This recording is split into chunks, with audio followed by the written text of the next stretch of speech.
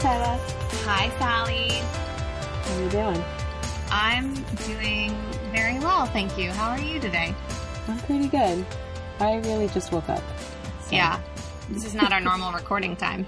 No. But this is great. Great. Well, what's the best thing that happened to you this week?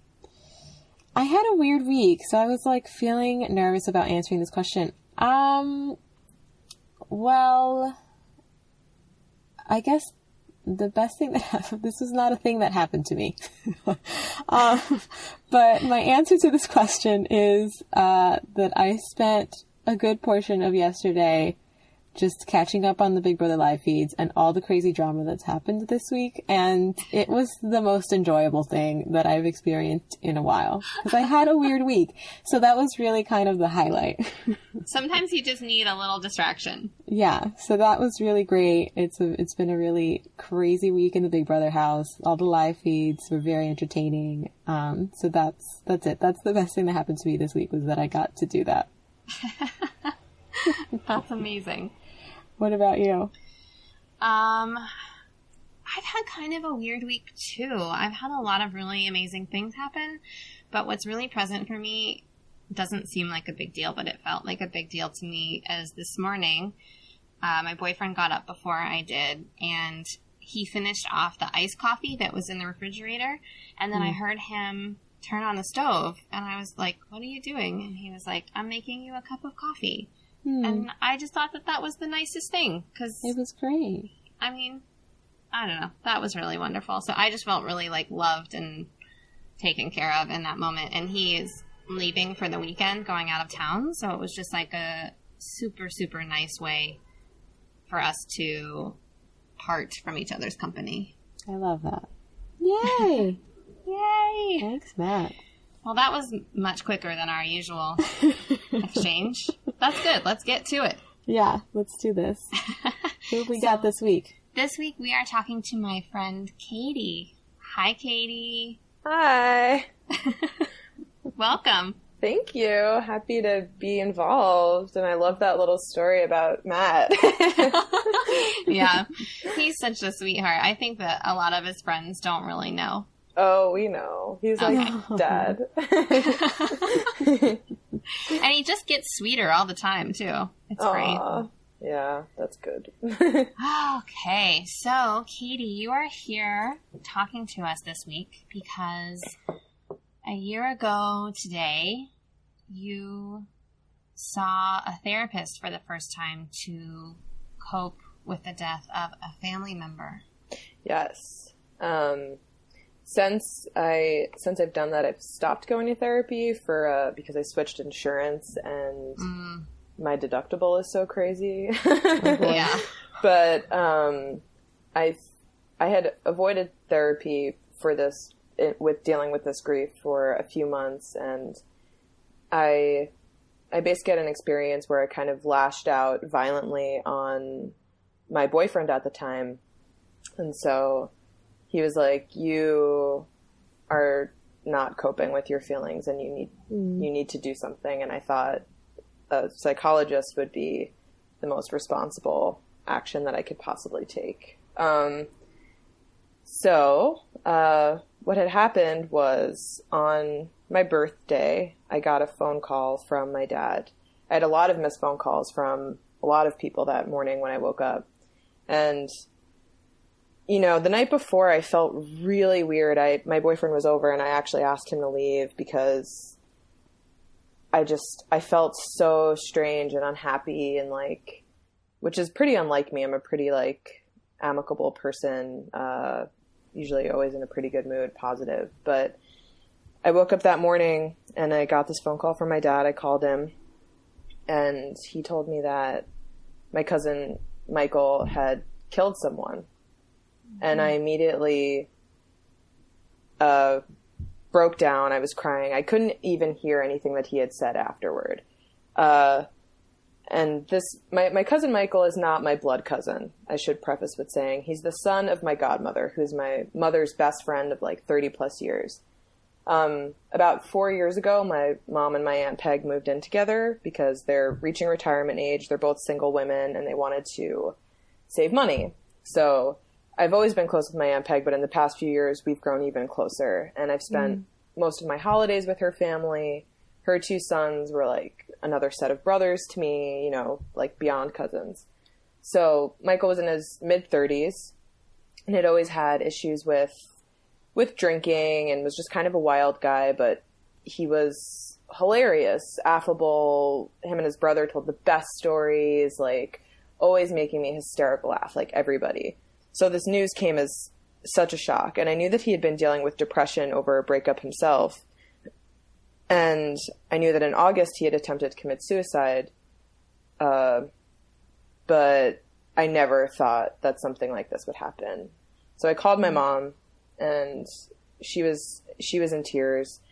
And I was like, so where's Michael now? Is he in jail? And she's like, Katy, he killed himself. Like, he killed this person and then he killed himself. And I didn't know how to feel. I didn't know if I would, it was just so horrifying. So basically, to give background about this story, Michael had been engaged to this woman, who worked at a bar that he managed. She broke off the marriage and told him that she was pregnant with the karaoke guy's baby. So they broke up, and right away he started dating this other girl. And she was lovely, like awesome. We spent holidays together. She was so fun, such a great person. And after a year or two, they moved in together. But while they were living together, she started noticing signs that reminded her of her uncle, who had been an alcoholic who committed suicide. And she decided to break up, move out. He couldn't afford the apartment. He couldn't afford the new car that he had just bought, which was in his mom's name. And he just started unraveling. And even though I had an idea of what was going on because of what my mom told me, there's kind of this culture in Irish Catholic families of don't talk about this, don't say anything to your Aunt Peg, don't like bring it up because it's going to make her feel embarrassed, or, you know, it's going to somehow get in the way of him getting better. When really, you know, I don't think anyone in my family has ever dealt with depression, and no one has ever gone to therapy. And this person was clearly suffering from serious, serious depression and probably years of alcohol abuse. And, you know, it just, you know, it can change you chemically. Mm-hmm. So I said nothing. And then, in August, after weeks, I didn't even know, my brother was the one who told me. He attempted to commit suicide, and he called the ex-girlfriend, and she alerted the police, and they went and they rescued him. And he was in the hospital for 2 weeks from alcohol and like pill abuse, which if you're in the hospital for 2 weeks from something like that, you really meant to do it. And it never really occurred to me to take it seriously. And I think that a lot of people fall victim to that same indifference if it's not stressed properly. Like if a woman reports that she was raped and it's not stressed that it was real, like you're not going to take it seriously. And that this is one of the biggest lessons that I learned from this experience, is that even if someone is showing even a slight sign of pain, take it seriously, listen to them, talk to them, don't be silent, talk to them. Well, that can be so hard in a, like you're saying, in a family that doesn't talk about those things. No, because you want it to be fine and everybody wants to look good and nobody wants to be embarrassed. But like, mental illness is very serious and alcohol abuse is very serious. And basically this just went unaddressed. And the whole family knew that he had a gun that his dad had bought for him. And the family let the police know that he had a gun. And the police went to the house to say, hello, you've attempted suicide. You're a danger to yourself. We need to take this gun. And he said, well, I don't have the gun anymore. I gave it to my friend Mike in Pennsylvania. Mind you, his name is Michael. And they were like, okay, cool. Okay. And they left. Thanks, guys. And they let him keep the gun. Oh my God. Months later, this happened. His girlfriend who had left him started seeing someone else. She was only in her late 20s, and the guy she was seeing was 27. And they had been seeing each other for a couple months, you know, probably not too serious, and they went on a double date. And Michael shows up at the restaurant in Port Jefferson, Long Island, and confronts the whole crew. And one of the friends that they were with tried to stop him, and he, at this point, had the gun in his hand, so he butted the guy in the head with the rifle. So he was kind of out of commission at this point. The ex-girlfriend and the new boyfriend get into the car to try and flee the scene, and Michael fires into the car. Oh my God. And he hits the boyfriend in the stomach, and the car stops. Michael goes into his car, and actually he didn't go into his car. He went around to the side of the car and shot himself in the head. Mm.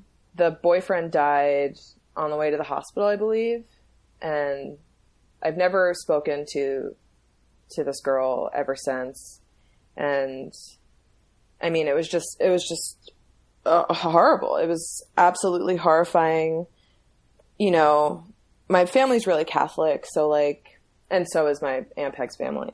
So the idea of murder and the idea of suicide is just, I mean, in any family it's unspeakable, but I think for such a pious woman to have to deal with the fact that her son committed two of the most heinous sins just destroyed her.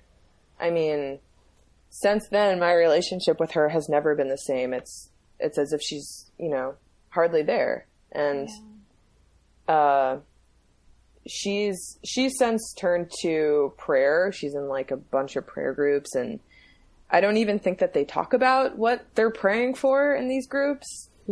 And I don't talk about it with her, and nobody, it was kind of just like a silent dealing with it even after the fact. And I was with somebody who was a real, like, I was dating somebody at the time who was a really like positive person, and he didn't really take a lot of things in his life seriously. So even though I'm dealing with this horrific grief, he's just trying to make me be like, it's okay. Like, let's do this. Let's go away for the weekend. Let's like go shopping. Let's make you feel better. And when I would have these breakdowns, I could tell that it was totally causing him to break down, because he was really sensitive, and he's a really like empathetic person. So I was kind of trying to keep it together, to keep him together, to keep it all together. And I never really dealt with it for months. And mind you, again, this happened on my birthday. Like, oh God, I forgot that detail. Yeah, it's like, everyone was like wishing me happy birthday, and I'm like, and I didn't want to tell anyone, because when I did tell people, I could just see the look on their faces and feel them. And maybe it was like a bit of an insecurity, but I just felt like I didn't want to share because it was too horrible, and I didn't want to put that darkness on anybody else. So I was just kind of, you know, keeping it in. And my family couldn't really talk about it, and my boyfriend wouldn't talk about it, and it was just like festering. Yeah, it sounds like it was eating you up. It was. And I have like a natural inclination to be a pretty like fiery person. I wouldn't say that I'm a violent person, and I wouldn't say that I'm an angry person, but I definitely do get, you know, aggressive. And all of this pain started manifesting itself in the form of like very serious anger. And one night I went out with my boyfriend, and we were with one of his best girlfriends. I mean, this story is totally ridiculous. I just have to preface this. And we all had to pee. And so, also, I should say I was drinking vodka Red Bulls because this was a Red Bull party, and I don't think anybody with anger management issues should ever drink Red Bull. I'm just going to say that right now. That's funny. So I think probably nobody should ever drink it. That stuff has got to be bad for you. Poison. Pure poison. And it brought out the devil in me. So, like, so we all have to pee. And we leave this party and we all pee on the street. And we're done peeing. And I see that my boyfriend, like, flashed his friend his dick. And he's, like, a pretty goofy dude. Yeah. But I was like, did you just do that? And he's like, no. And then she was like, I didn't just see anything. I don't know what you're talking about. And I was like, and all of a sudden, I just went quiet. And for the entire train ride home, I was just silent and stewing. And I was like, just brooding. And then by the time we get off the train, he's like, what is wrong with you? And I just exploded. I was just like, you're always flirting with her. This is, like, so ridiculous. Like, I'm so sick of this. Like, you know, basic stuff. And I was like, I mean, this is, like, embarrassing to admit because I do not behave like this. I was like, show me your phone. Like, I know you're texting her. Like, oh boy. I know that feeling. Full on panic. Like, immediately believing that he's, like, cheating on me, which was insane because he was so loving and devoted. And, like, I could not see the light. I could not see reason. I blacked out. I was seeing red. And he is a rebellious person, so he was just, like, not cooperating and not trying to make me feel better. He was just kind of, like, continuing to antagonize me and not recognize the fact that I was, like, really wasted and should be kind of, like, calmed down instead of antagonized. And I became physically violent with him. I, like, pushed him against the wall and I started, like, attacking him. And I've never done anything like that before. I've never been in a fight. I've never, like, hit somebody. So he had never seen me act like that, that's for sure. So he was, like, horrified. When I saw the look on his face, that's when I realized, like, I had just done something horrible. And he was like, okay, I need a little time. So we took a little break for, like, a couple of days, and then we talked. And he was like, you need to deal with some stuff, obviously. Because I tried to explain to him that was really not me. And that's really hard to explain to somebody because, like, what do you mean it's not you? You are the one who just hit me.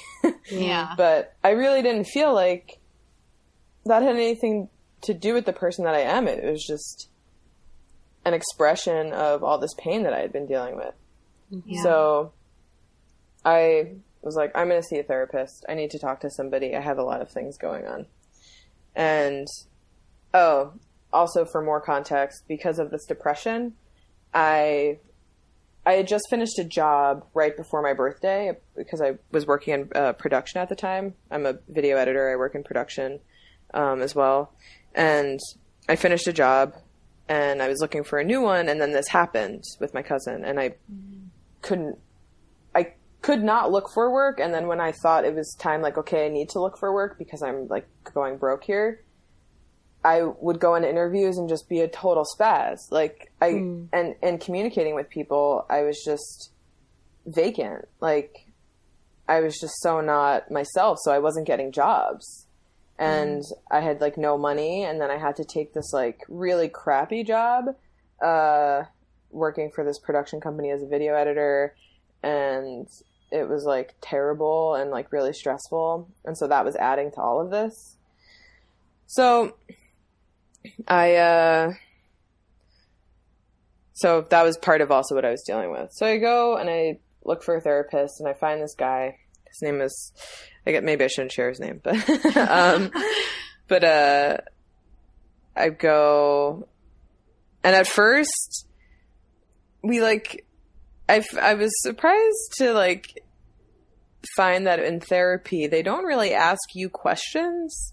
He was kind of just, like, they kind of just, like, stare at you until you talk. Exactly. And I was like, so, you know, I went in there being like, I'm here to deal with my anger management and to deal with grief. And he was like, okay. And I don't think that he ever really addressed my anger issues directly. I think his approach was more in just letting me talk about my relationships to everyone in my life, to my Aunt Peg, to my mom, to my cousin, Michael, to my boyfriend, and just realizing the nature of those relationships are was therapeutic in and of itself in a weird way. Like, he didn't like tell me like, okay, when you want to attack somebody, just like breathe. Yeah. Like, he wasn't like, you need to say "Usa." Yeah. Well, before we go much further, I want to pause at this really perfect moment and invite you to take a second and shut your eyes and take a deep breath and go back to that moment when you were about to walk into your first appointment with your first time seeing a therapist. And if you can, really, really let yourself go back to how you were feeling and tell us in one word how you felt. Crying. That's not a feeling. That's an action. Ashamed. Ashamed. And I think it's because I come from a family of really strong women, and I've always dealt with things on my own, and I've been through a lot of hard things in my life before this, and always came out of it a better person and stronger. And with this thing, I not only could not deal with it and get past it, but I violently attacked someone that I loved. And scared them, and like scared myself, and it was just so humiliating to know that I could get so dark.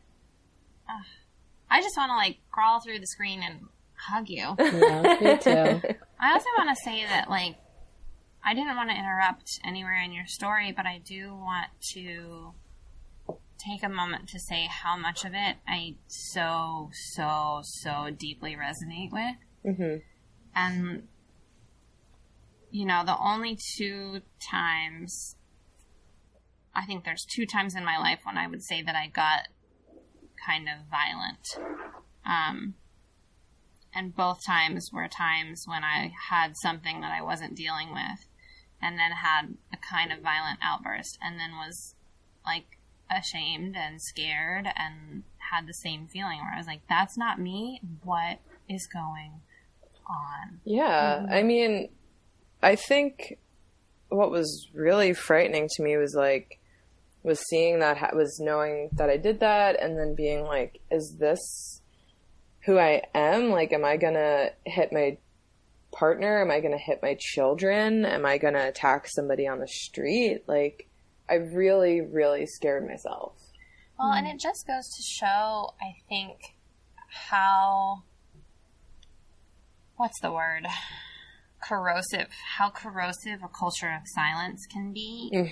Because when you don't deal with the issue, it comes out sideways in a way that you can't control. That's a really good way of putting it. It is corrosive, for sure. It just, I had an uncle the year before, actually a cousin of my dad's, but I called him Uncle Alex, who committed suicide by gun as well.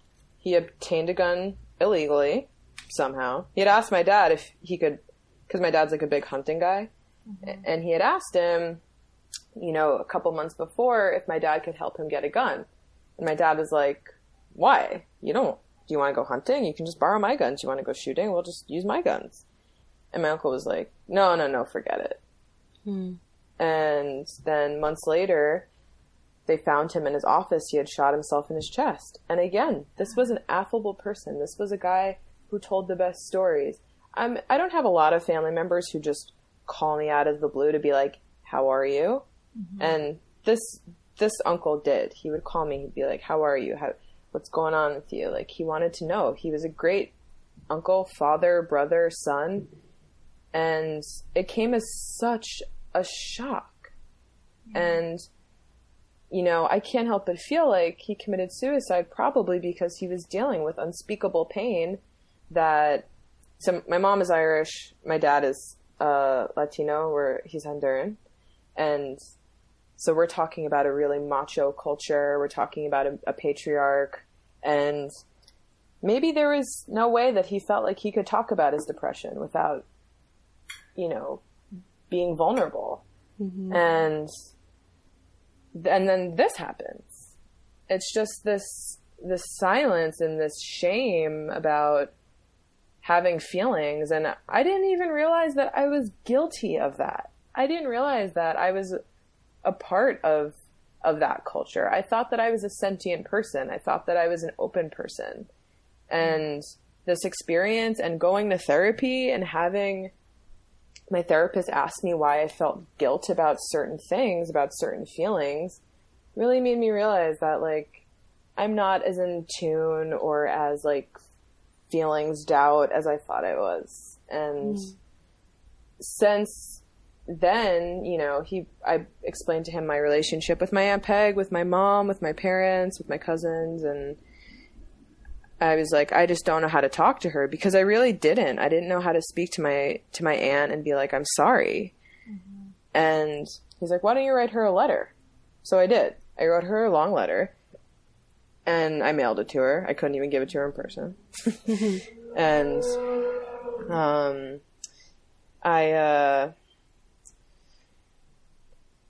I gave it to her, and then I talked to my mom, and she kind of broke down how she had been interpreting my aunt's grief, and it was anger. My aunt was angry. She was angry at Michael for doing this, angry that she had to pay for his car, which was being impounded for days on end because it was part of a crime, and she was paying for that and paying for this new car, paying for the funeral, dealing with the guy who got killed, dealing with his family calling and going on the news and having to raise money because they couldn't pay for a funeral. And she was angry. And in my letter, I had said, I'm so sorry, you must be so sad. And all of a sudden, I felt like all over again, just like terrible and so unconnected to this woman that I loved. Like, I used to go up to her house when I was in high school and in college and just like have tea with her and like tell her, you know, she'd be like, what's going on with your love life? What's going on with work? You know, she was like another mom or like a grandma or like whatever, just a strong, nurturing woman in my life. And I felt like I had lost that. And it felt terrible.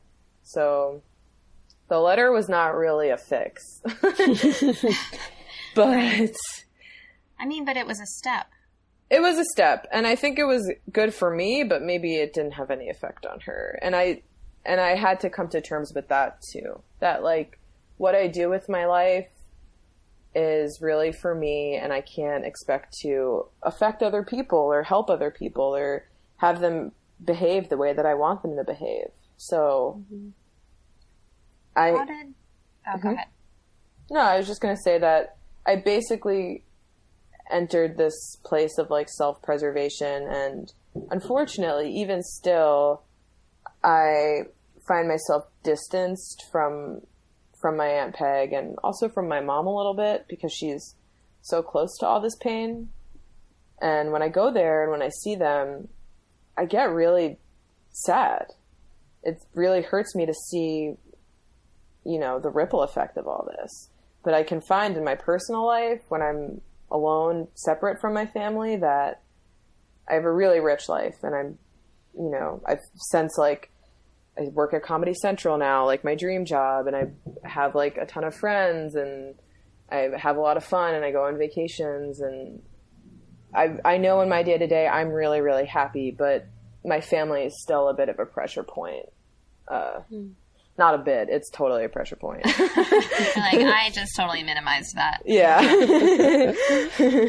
Well, I think it's worth taking a moment to acknowledge how brave it was of you to seek the help that you needed. Thank you. Because that's hard to do. And I was wondering, I had the question, like, do people in your family know that you're going to therapy, and have they said anything to you about how they feel about it? Oh, yeah. I told them immediately, because even after the first session, when I walked out, like, exhausted from crying, for the whole time. I was like, you guys got to do this. It's awesome. I've had those days too where you come out and you're just like, I can't even hold my head up. I'm so tired from crying. Yeah. And therapy is the best thing that ever happened. Actually, every single time I went to therapy, as soon as I walked out, I would call my dad on the way to the train. I did the exact same thing. I would call my mom and I'd be like, want to hear what I learned about myself today? Or like sometimes it was like, want to hear what I learned about you today? Yeah. I don't think that they appreciate that as much. No, I mean, I wouldn't even call him for that reason. I would just call him because I'd want him to know that I just left therapy. I'd want him to know that I was doing something like taking care of myself. Yeah. And, you know, I think that he was proud of me for that because my dad also, I should say, the day after I lashed out on my boyfriend at the time, I was going upstate with my dad. And in the car, he was like, "What's up with you? You seem so down." And I told him what happened. I was like, I got violent with my boyfriend, and I feel so horrible. And he was so sad because he was like, you know, Katy, like, I have anger management issues. I always have. And when I was really young, I was very violent. And he got into a lot of trouble when he was a young guy. And he was like, honestly, there were times where I almost killed people. Like, even as an adult walking around, he's like, and I've never really dealt with my anger. He's like, you need to, though, because you have such a bright future. And, you know, he's like, I'm older now. Like, it's different for me. Like, my anger has diminished, but at your age, like, and with all the stress of your life, like, it could become really bad. And he wanted me to have relationships and he wanted me to work through it. So he was really supportive in me going. I always kind of wished he would go too, because he's definitely got some things he needs to talk about. But I went and, you know, I told my whole family, and I think everyone in my family could benefit from therapy because we all kind of have anger management issues. There's just this kind of underlying, like, angry element to each one of our personalities. And I would say that I'm the chillest one. So I tried to encourage them to do it because I was like, this is really making me feel good, even if it's not like taking away the horror of what happened to us.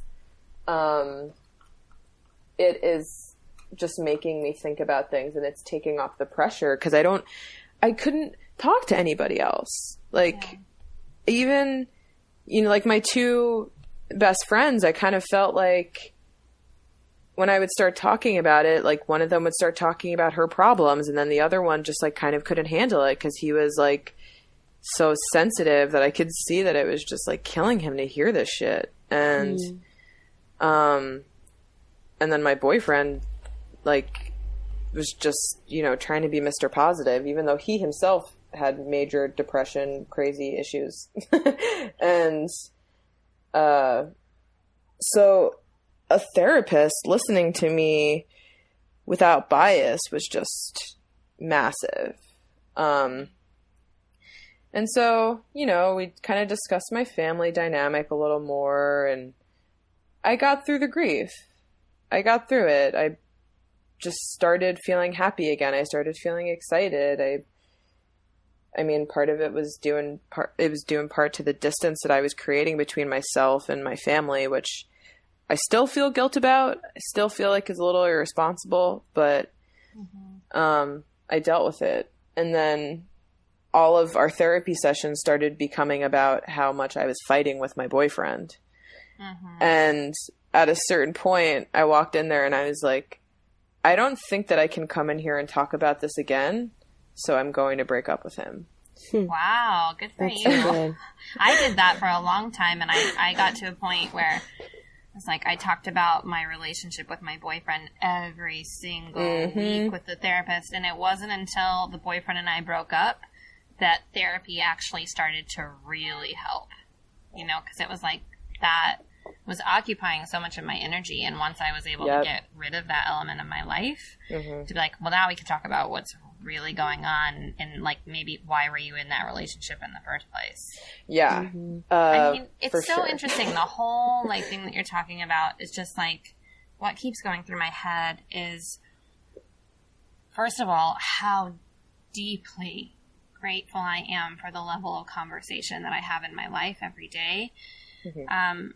But also how most people aren't taught the skills to talk about the things that are scary and sad and angry, and we aren't taught how to lean into those emotions, and so they just get bigger and bigger and bigger inside of us until we're not ourselves anymore. Yeah. And then just like you were talking about having guilt about the distance from your family, but it takes a lot to bridge the gap between someone who's willing to talk about things and someone who's not open to it. Yeah. It was bringing me a lot of pain to kind of try and coax it out of them. Yeah. And I was like, okay, you know what? I gotta go on this journey alone. I want the best for my family, but they're not there yet. And when they're ready to get there, I'll be there. I'll be there at the starting line. And I'll walk through it with them. Like, but until they're there, like, I have to get to a strong place.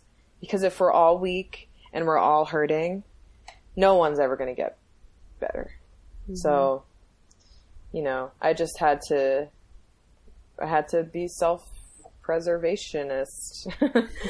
Does that feel lonely, or do you feel supported enough by the other relationships in your life? Wow, that's a really hard question. I don't know. I think when I think about my family, I do feel a sense of loneliness. You should be a therapist. My God, what a question. So Tyla's a coach. I do really, because I feel so different from them. I feel like, I mean, also, I'm the youngest. My closest sibling is 12 years older than me, and my parents are, like, immigrants. Like, I am from another planet, practically, than all of them. It is a little lonely, but I'm really, really trying to just accept that they are who they are, and I am who I am. And not just with my family, but with everyone. Even on this, I just went on vacation with my two friends, and we went camping, and as I'm sure anyone who's ever been camping knows, and on a road trip, you're like with each other a lot. And it's like a lot of exposure. And like, you know, I went with like one of my best friends in the world and one of my other really like best friends. And it was just a lot of self-examination and like pushing each other emotionally. And at one point in the morning, like we woke up late and I just wanted to get to the next destination. And I went out I made breakfast for everybody, and I was like, okay, I'm going to go get ready. They were both ready. They had both done their bathroom time. And in my head, I was expecting to come back with the car packed and the two of them sitting in the car with their bagels ready. And I would come back from the bathroom, and one of my friends is like off in the kitchen area making eggs, and I'm like, what the fuck is going on? I'm like, we need to leave. Like, this is, why are we making eggs? You're like, I handled breakfast. Yeah. And like, I was visibly annoyed and like making like little shitty comments. And I said out loud, I was like, I was expecting you guys both to be ready by the time I got back from the bathroom. And my friend was like, I think you need to lower your expectations of people. And I was like, whoa, it hit me like a ton of bricks. I was like, are you mad at me? So I was visibly upset, and he was like, what does it matter if we make eggs and it takes 5 minutes, 10 minutes? And he's like, we woke up 2.5 hours late. Like, the day is decided now, you know? And I was like, damn. And I was driving. So I basically sat there driving for like an hour or so, just thinking about all of the ways in which my expectations have determined and caused me so much pain and anxiety. Right. Like, expecting my Aunt Peg to deal with her grief. And the way you want her to. Yeah. The way I want her to. And expecting my mom to deal with everything she's going through as like a 60-year-old woman. And expecting my dad to like be healthy and get his life together. Like, and not really taking into account, like, how can I have these expectations when my experience is completely different? Yeah. Like, how can I expect my Aunt Peg to deal with her grief in the way that I'm dealing with it when it was her own son? Right. Like, it's totally different. Well, and we can have so much, like, tunnel vision in that regard, where it's like, I think I know the right thing. Especially if it's something that worked for you. And I think that's something that can be really challenging, especially talking about, like, personal growth. It's like, just because something works for one person definitely doesn't mean it's going to work for the next person. Well, and I think that that's what gets people caught up, especially when they start therapy or like start any kind of personal growth, because, and it's out of love, of course, because like you just want the other person to feel as wonderful as you feel, like to get the benefits that you're getting. So it's all like with great intentions and with just such a full heart. Yeah, you're like, heal already, damn But but it can get really tricky, especially when it's people who are close to you, because like then you're just taking an over responsibility. Like it can get to that point very fast. Well, I mean, the story that you're telling, Katie, just makes me think about like the only thing that you can control is how you show up. So it's like you can come back and see that they haven't packed the car. Like, I can just so see myself in that situation. Like, coming back, expecting the car to be packed and being pissed. Matt and I took a 5-week road trip last summer, so, like, I hear you. Yeah. But I know, and it's so, like, disappointing for myself because, like, I want to be, like, chill, fun girl. But then, like, I'm actually just kind of, like, uptight drill sergeant. Well, but the good thing is that like going forward you can like choose to react differently. So I'm like, okay, if I could choose how I was going to react in that situation, I would come out and I would be visibly annoyed for a second because I can't necessarily squash that impulse entirely. But then I would say, you know what? I feel really annoyed that you didn't pack the car, but I also realized that I didn't tell you that I was expecting that to happen. So can we like get a move on and get on the road because I'm feeling anxious about the day, you know? Exactly. Then, that is a really good way to overcome that. Well, but it's like, or you can do what I know. Sally and I are going to have an episode pretty soon about a specific conversation that happened on our road trip last year that I was like, oh, this is either we're breaking up or we're going to stay together. But it's one Something of those. Something big's happening. Yeah, it was like the same kind of thing, though, where I was just like, my reaction and his reaction was both to just be pissed off and shut down, and then you're trapped in a car together. Yeah. We're just like, that's the worst thing in the world.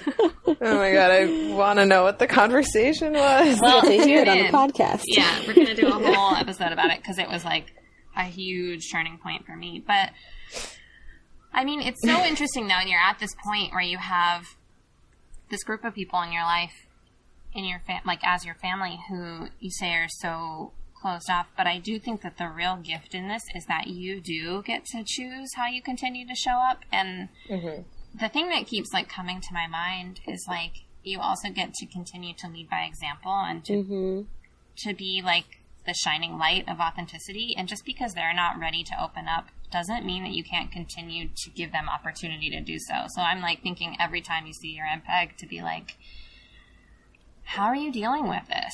And if she says, I don't want to talk about it, then you say, okay, great. But if you never ask somebody the question, you know. And honestly, I never do.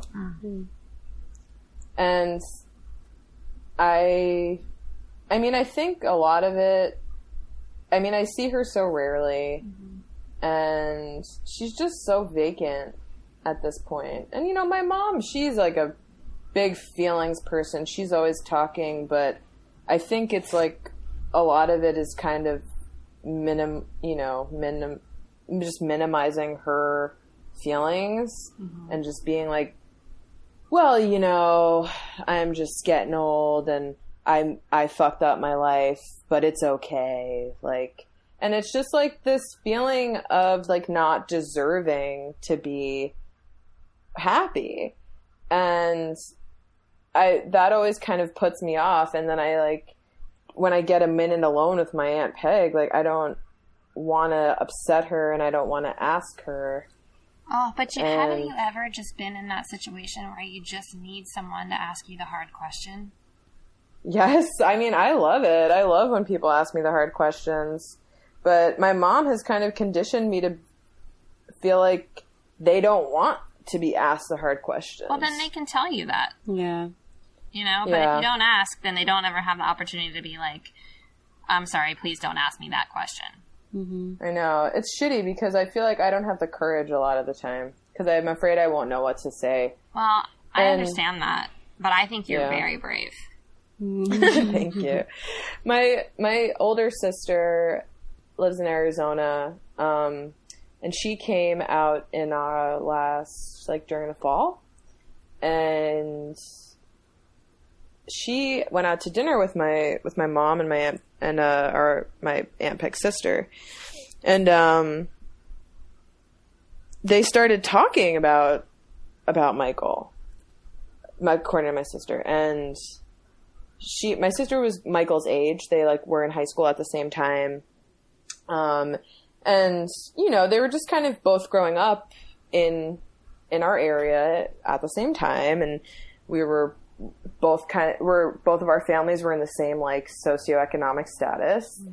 And we grew up in a really diverse area where you had very, very wealthy people and then very poor people. And we were very in the middle, maybe even on the lower end of the middle. And Michael was friends with really popular, rich kids. And then when they all went off to college, Michael stayed behind. I think he went to like maybe community college, if anything. But, you know, when the friends would come home for school, they weren't trying to hang out with him. They were trying to go into the city and hang out with their new college friends. And I think that he never really got past that. And my sister put that into perspective for my aunt. Because I don't think that she understood. I think that my aunt thought that all of this was due to alcoholism. Really not really taking into account what the social climate of his adolescent years did to him as an adult. Right. Well, and it's also like, let's not blame the alcoholism. Let's look at why the alcoholism is happening in the first place. Yeah. Yep. And I don't think anyone ever did. And I think that my Aunt Peg was really blaming herself for a lot of this. Well, I have a question for you. When you were telling us the story earlier on, you said, and you were talking about Michael's situation, and you said a few times, and I never said anything, and I kind of wanted to say something, but I stepped it down. Do you feel? I don't know. I'm trying to like frame this in the gentlest way, but I don't know how. So I'm just gonna say what I'm thinking. Yeah. Is there any regret? Like maybe if you, not just you, but if anybody had the courage to talk about what was going on, that Michael would still be here? Yeah, I do think so. Because I think that I have dealt with depression with several people in my life and have seen what treatment and medication, I mean, not that I really believe in like medicating depression as like the cure, but I've seen what being proactive can do. And I just left it up to my Aunt Peg to deal with. Yeah. And she had never dealt with that. She's coming from a totally other generation. And, you know, I think that in 2016, shit is really complicated and it's really dark. And it's just, maybe I could have come at him with a perspective of being like, hey man, everybody here cares about you, and I know that you can't see the light right now, but like just try to do something. Just try to come back. And that doesn't always work. Yeah, I'm wondering if it's like, you were saying earlier that after he died, you felt like you didn't have anyone to talk to. Even though you had a relationship and you had good friends, it's not like you didn't have people who loved you. Mm-hmm. But that feeling of like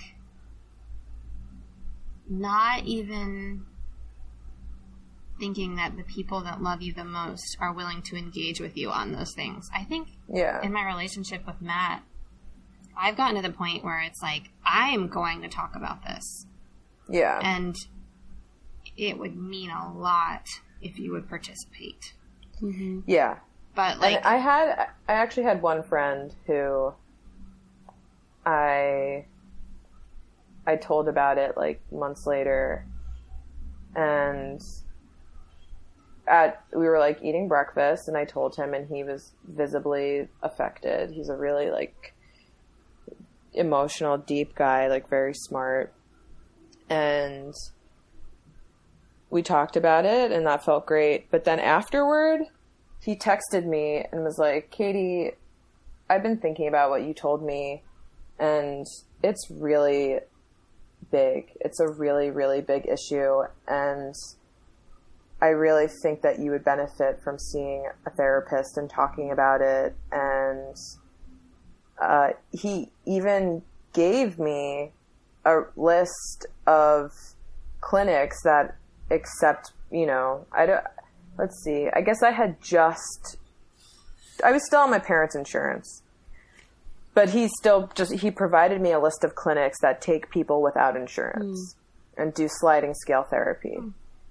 Unsolicited. He had reached out to somebody else who knew that information, gathered it for me, and just gave it to me. That's and was amazing. like, and it is amazing. And like, shout out to Reed. Yeah, thank you. That's huge. Like, and nobody else had done that for me. Like, well, it's so hard. I feel like not most everyone, a lot of people are walking around without the tools that they need to handle these kind of things. And I think it takes a lot to be like, I do not have the tools to help you handle this, but I see what it's doing to you, and I'm gonna like go out of my way to make sure you get the help you need. Yeah. Like, nobody had ever done anything like that to me. Like, it was like, I felt like he really was like seeing me and like understanding, and it was just like huge. And I think, I can't remember at what point before I went to therapy that was, or at what point after the whole thing happened. But it was big. It wasn't enough. It took like, violently attacking someone for me to actually take action. But sometimes we need a couple nudges. Yeah, definitely. Well, I want to know a little bit more about like how your experience with therapy evolved. Like, it had to be, well I don't know, was it uncomfortable when you went and began talking, or was it easy because it was talking to a stranger? It was uncomfortable because I was expecting him to be like asking questions and then being like, and how does that make you feel? And it was not like that. There were no prompts. I just would walk in and like start talking about like my day or like the news or like whatever. And then somehow it would always evolve into like talking about my family or my grief or whatever. And then I'd be crying. I would walk in every single day feeling like fine. And then I would walk out, my face like all blotchy from crying for an hour.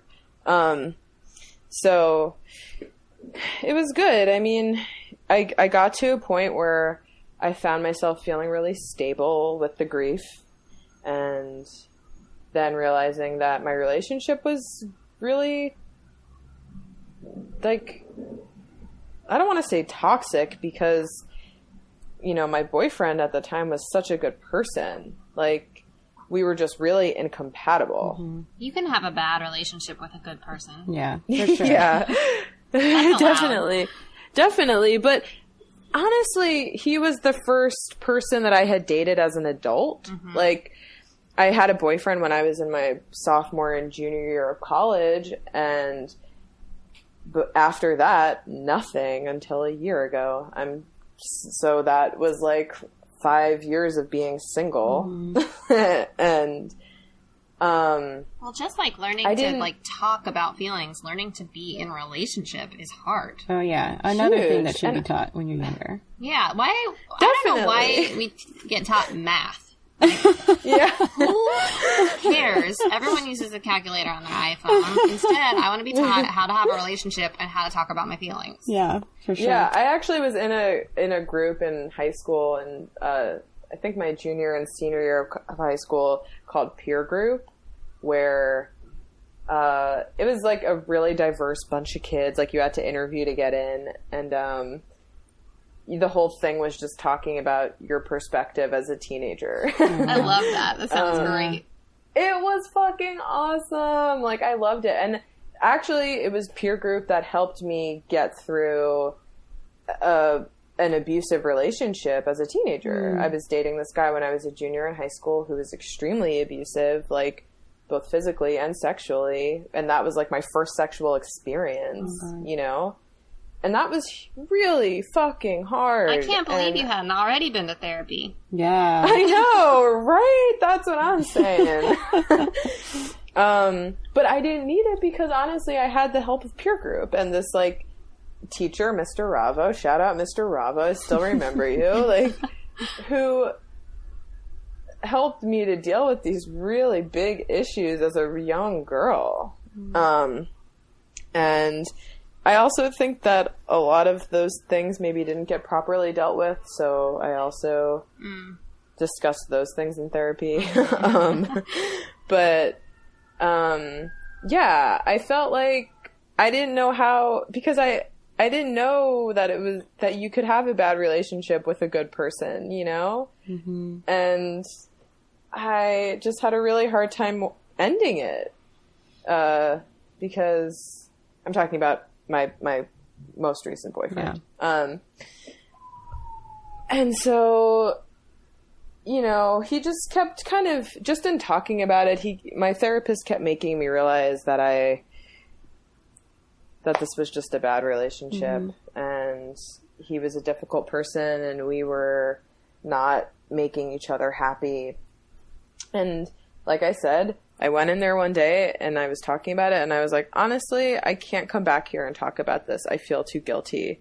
I need to end this now. Well, you start to hate yourself when you're having the same conversation every week. At least I did.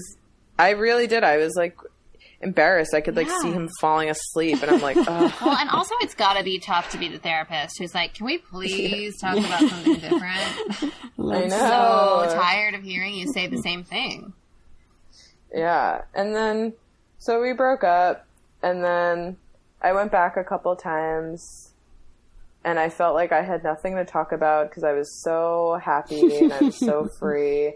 I was like, I'm free of this, like, burden.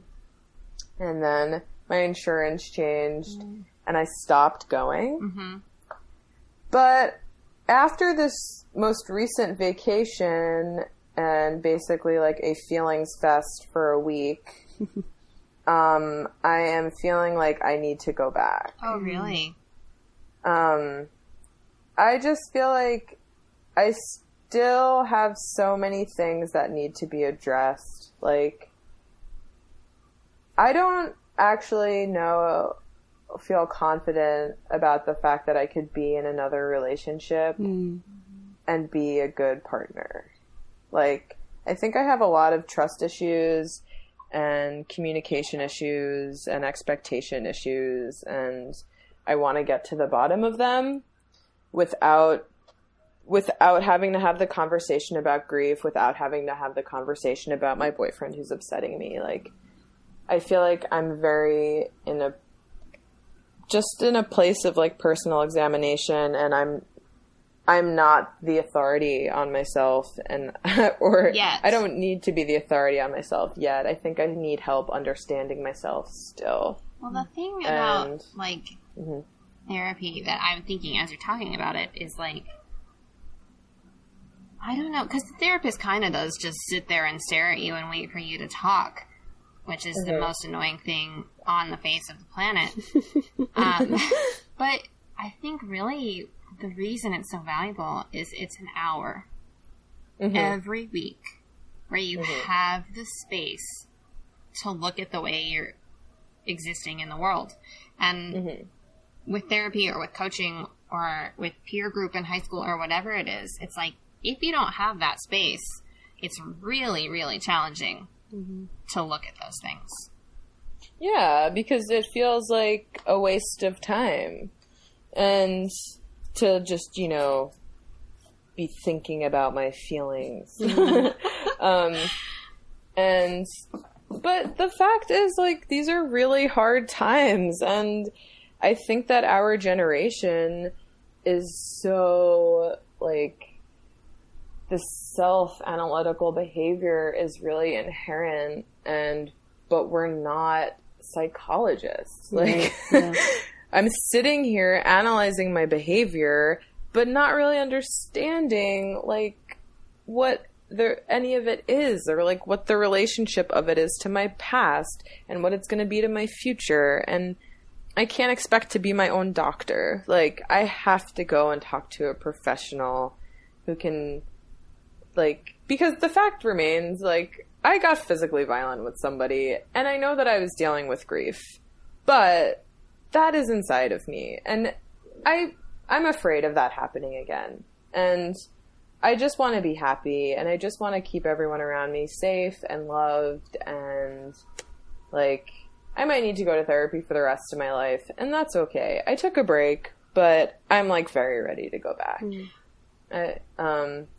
You know, I'd like to be in a relationship again, but there's something inside of me that's, like, really not allowing myself to connect to other people. Like, I mean, my friends and stuff, but, and even then, I don't know. I just find I've kind of been in this place of solitude despite being surrounded by people for a while, and I, like, want to come out of that. I, like, want to connect again, and I just grow. I don't know. I think all of this is so great, because I think it can be really challenging to admit those things to yourself about yourself, and then to be like, and I want to change them. Yeah. Yeah, for sure. I really do, because, you know, I'm, like, 26. I'd like to be in a relationship again. I'd like to be able to not avoid my mom and my Aunt Peg and go home and talk to them and ask questions and let them be who they are and not feel upset about it. So I think, yeah, I've been having some fun and I'm ready to get down to business again. Ready to hunker down. Yeah, ready to hunker down. I love it. Would you want to go back to the same therapist, or are you wanting to start anew? I actually would like to look for a new person. One, because of cost, and two, because as much as I liked this guy a lot, I kind of felt like he was falling asleep. Like, really, somebody recently pointed out to me that might be because he is on drugs. Oh, okay, yeah. And a good point. It clicked. It clicked because I've also dealt with, oh my God, and I actually left out a crucial, huge part of my story. Oh no. Oops. What was it? So when my cousin died, I was living with this couple. When I first moved in, it was just me and the other girl. Not too bad. While we're living together, her boyfriend loses his job. And I was friends with him. We all went to college together. He loses his job. He had dropped out, though, because of a heroin addiction and moved back home. And he loses his job because this woman lost her wallet in the store, and she came back for it, and all of the money was missing from it. And she accused him of taking it, and he lost his job. Now, I didn't think for a second that he was guilty, because her girlfriend was like, this fucking bitch, she's accusing him, they're going to court. And I was like, damn, like, fuck her. Like, you know, just like on his side. And he moves in, and slowly, like, things started going missing. Oh, no. And, so I'm dealing with all of this grief and, like, losing stuff, like, left and right, and thinking I'm, like, really losing my mind. I can imagine. And once I got my shit together a little bit, I realized that he was, like, gaslighting me. And, you know, I would be like, oh my god, my fucking, like... Because, you know, I had, like, an extra iPhone that I would use in case I broke mine, which I did because in 2 angry fits after my cousin died, I smashed my cell phone. And so I went looking for my spare, and it was gone. And I was like, no way, did I lose that? Like, all of my stuff is in this apartment. Where did it go? And it never occurred to me that it was stolen. I just thought I freaking lost it. And, like, a bunch of other stuff like that. And then I got a bunch of Christmas money, and I stashed it away in this, like, hiding place in my room. I also lived in a railroad apartment, so they would have to walk through my room to get to the kitchen. And so apparently while I was away at work, he was just always going into my room and, like, snooping around, and he found my Christmas money, and he fucking took it. Oh, gosh. Yeah. So, and this was, like, literally at the height of me dealing with all of this grief. And I could hear him when he was home, like, doing drugs in the bathroom, and I just, like, never said anything. I just, like, let it go. And so he took my money, and I barge into their bedroom, and he's just laying there, like, in the dark with the glow of the TV on his face. And I'm like, what the fuck is going on? You've stolen so much from me, but now, like, my Christmas money? Like, what is wrong with you? And he was like, if you're accusing me and my girlfriend of stealing from you, and I was like, no, I'm accusing you. I know that you're doing drugs. I don't know what drugs you're doing, but you're doing drugs, and you're stealing from me. So this is not okay. I am moving out. And he was like, well, how well do you know your boyfriend? And I was like, I bet you think about that every time you steal from me. Like, this is over. And she confronted me and told me that money had been missing from her stuff. And she was very confused. She was like, I don't know if it's him or if it's, you know, your boyfriend or, like, what's going on. And it wasn't a fight. She was just really sad. And I was like, other things have gone missing. I can hear him doing drugs, and he's always nodding out. I'm like, when I talk to him, he just starts falling asleep. It's a very clear sign that he's on drugs. Which is, I bring this up because this is what was happening with my therapist. Oh my god. Good thing you didn't say your therapist's name earlier. Yeah, I know, right? Totally. And she was like, but he gets drug tested every week. And I'm like, by who? And she's like, his parents. And I'm like, he lives with you now. I'm like, his parents are not coming here to drug test him. I'm like, you're delusional. Oh, boy. So I had to leave. So basically, it was the combination of, like, going to therapy, getting a new apartment, and getting a really good new job that, like, saved my life. Yeah, that's magical. It was magical. It all happened around the exact same time, and, you know, I made it all happen. Like, it wasn't just, like, somebody granted my wish. Like, I woke... It was the therapy that helped me wake up and be like, all right, something's got to change now. Like, let's get this together. And it totally saved my life. And that poor girl, ever since then, that couple has broken up. So thank goodness. Good, yeah. Thank goodness is right. What a fucking scumbag. There was just, I mean, not to get too off topic, but there was just an episode of This American Life that had a story that was, like, exactly like that. And this really? guy was stealing from his girlfriend for, like, over a year, and she thought my God, that yes. her identity had been stolen, and, like, yes, I heard about this. Crazy. People are well, and crazy. you know what I think all of this is, honestly? I mean, not to oversimplify. I know it's very complicated. But I do think that all of this shit, all of this unhealthy behavior is usually a byproduct of not learning how to talk about your feelings. Yeah, no, it's totally true. Like, because you do drugs to deal with whatever you're feeling that you can't bear. Yeah. And it's just, I mean, I don't know. Sometimes drugs are fun. They're not always to deal, but yeah, they're not always an escape. Sometimes it just feels really good to like be on Molly and like having fun.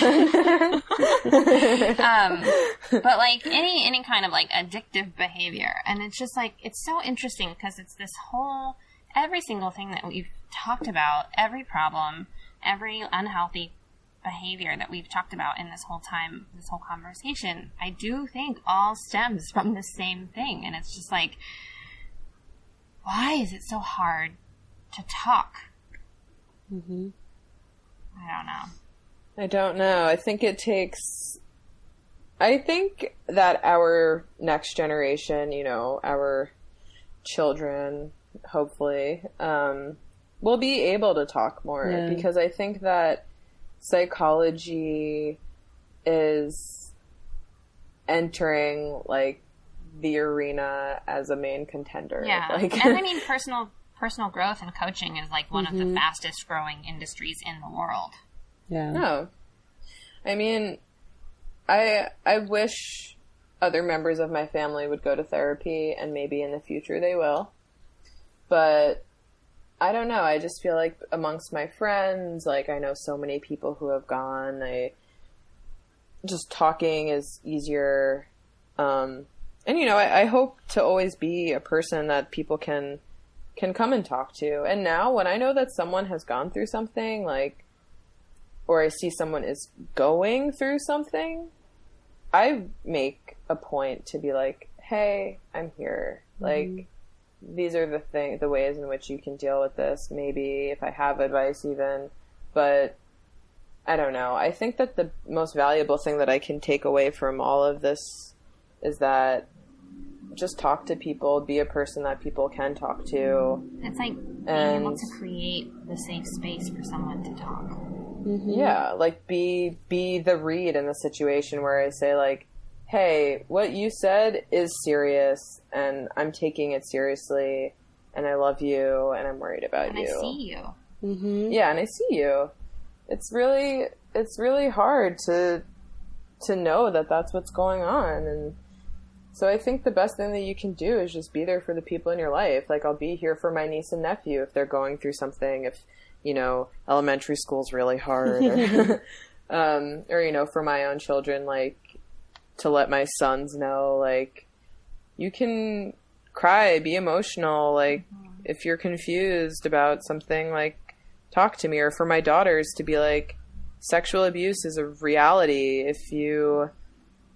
Even if you trust someone, like, even if you love someone, like, they can take advantage of you, and you need to, you know, you need help figuring things out for your whole life. Like, you're always going through changes and you're always experiencing new things, and you should grow. You should want to grow. Mm-hmm.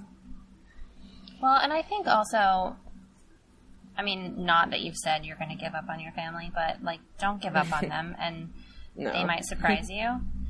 Mm-hmm. And I would say, can I give you a little bit of unsolicited advice? Mm-hmm. Yeah, if something totally. is, like, on your heart, then ask the hard question. Yeah. You know, because it might just be the thing that they need to know that it's safe to talk about it. Even if they still choose not to talk about it, you having the courage to ask and that, like, kind of act of love, I think it makes a bigger difference than you can possibly know. Mm-hmm. Yeah.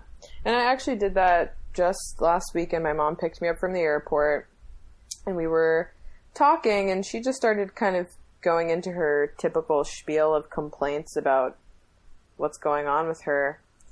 And I was like, Mom, you haven't even asked me how my vacation was. Mm-hmm.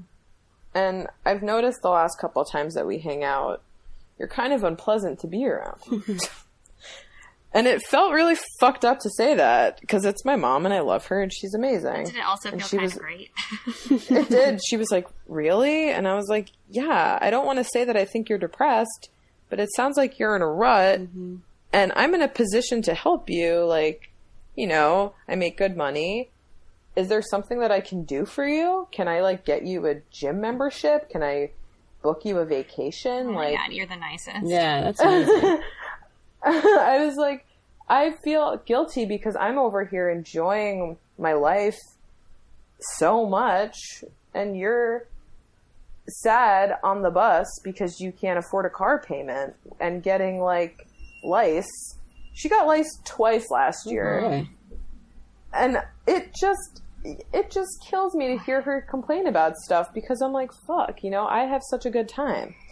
I was like, do you resent me for how much I enjoy my own life? She's like, Katy, let me explain something to you. She was like, I've had 2 husbands. I have 4 children.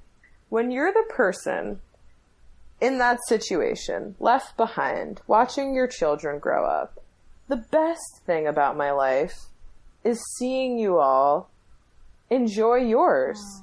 She's like, the greatest accomplishment that I've made in my life is providing you all with a future. Like, I get such great joy from seeing you go on vacations and from seeing your brother with his children and, you know, seeing your sister buying a house. Like, all of these things bring me joy and they bring me out of my reality. And I was just like, wow. Okay. She was like, of course I don't resent you. She's like, I want you to have these experiences. Like, this is why I sacrificed. And I was like, damn, like, it's so good to hear you say that. Because I can let go of all that guilt.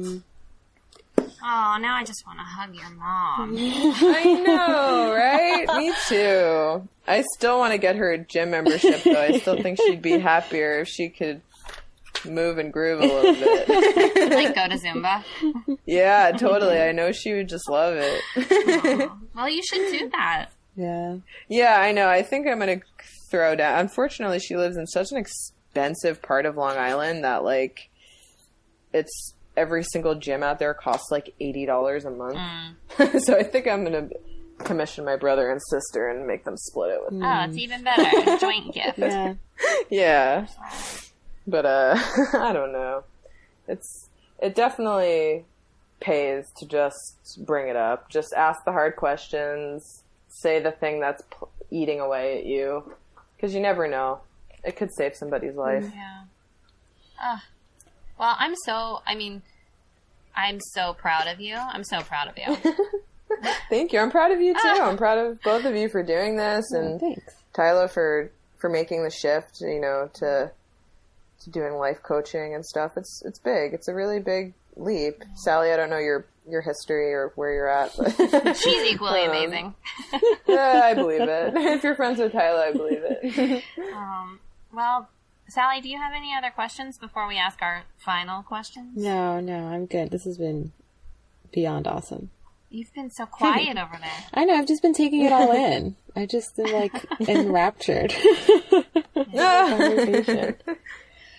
Well, we have a question, or a couple of questions that we always end with. And the first of them is, now when you look back on that first therapy session, if you had to describe how you feel about it now in one word, what would you choose? Proud. And then the final question is, if you could give yourself on that day a piece of advice from where you are now, or not even advice, but if you could just say something to yourself back then from the person that you are now, what would you say? Just go ahead. Just go forward. Keep, you know, just take your time.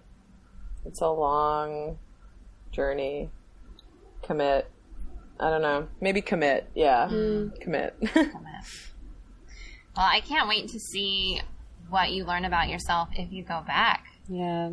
Yeah. I mean, you have to keep me posted in real life. I will, for sure. I mean, and if you guys have any advice on cheap therapists in New York City, please do forward that info. Yeah, if anybody out there listening has any advice on that, send it to our email, which is ayearagopodcast@gmail.com. Yay. Yes. You can send us that. You can send us absolutely any feedback you have about anything you've heard. We would love to hear from you. Or if you have a message from Katy, you could send us that and we'll pass it on to her. Katy, where can the people find you on the internet? Well, my Instagram is probably my most active thing. You can see all my travels and happy times on that. It's at Ricky Tan 5 _ RICKYTAN. Underscore. Yeah. All the other ones were taken. If for those of you who don't know, it's the villain in Rush Hour 2. Oh, I didn't know. I had no idea why. That's hilarious. Yeah, so I guess a lot of people enjoy that film as much as I do. Well, rightly so. Okay. Yeah. Great. Thanks so much. Yeah. Thank you. This was great. Sally, where can the people find you on the internet? You can find me on social media at Sally Simply, and you can find me at sallymercedes.com or unmutedexpression.com. Woo! And I am at tylafowler.com, and social media is Tyla M. Fowler, M as in Megan. You can also find us on Twitter and Instagram. Yes. Well, I guess we are on Instagram and Facebook at A Year Ago Podcast. And if you like our intro outro music, you can find Zena Hell at ZYNAHEL on Instagram, Twitter, and Facebook. That's all of the things, right? Because you already plugged in our email. Way to go, us. That's all the things. Yeah. Thank you for listening so much. Yeah. I don't know that I think we try, but I don't know that we adequately express how much it means to us that you're listening to this, because it really makes my whole world go round. It's so special, and it's so special, and I could cry. Yeah, we love you so much, guys. Thanks for listening. Bye. Until next time. Bye.